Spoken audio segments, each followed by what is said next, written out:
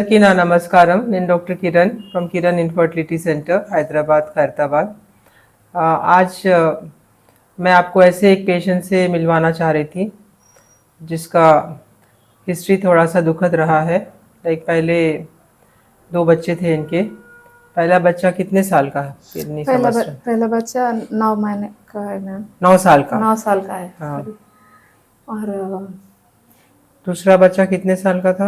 दूसरा बच्चा 2 साल 4 महीने का था मैम। अच्छा। हाँ। तो वो उनका थोड़ा फीवर कुछ आया था, तो लॉस बेबी का लॉस हो गया। बेबी लॉस हो गया। और आप तेलुगु में कंफर्टेबल हैं? तेलुगु बात करेंगे? हाँ मैम, थोड़ा हिंदी। चलो, हाँ स्विच कर देंगे तेलुगु को।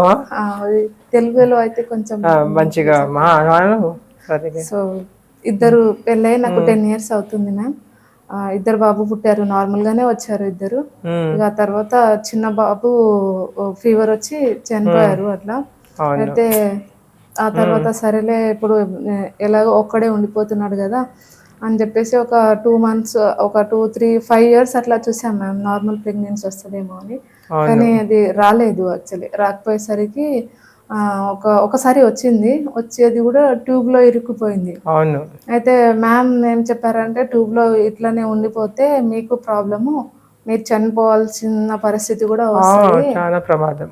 అది అట్లా చెప్పేసరికి సరేలే నార్మల్ ఎందుకు ఐవీఎఫ్ చేపించుకుందామని అట్లా నాకు ఒక ఫ్రెండ్ చెప్పడం వల్ల నేను ఇక్కడ ఈ హాస్పిటల్ కి వచ్చాను, సాయి కిరణ్ హాస్పిటల్ కి. వాళ్ళు ఇచ్చారు ఇట్లా, అంటే హాస్పిటల్ చాలా బాగుంటది అక్కడ అని చెప్తే సరేలే వెళ్ళి చూద్దాం అనుకుని వచ్చాను నేను.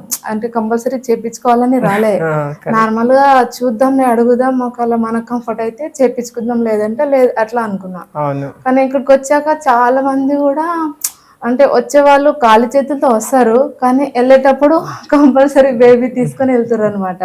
సో అది నేను చాలా బాగా నమ్మాను. అందరినీ అడిగితే కూడా వాళ్ళు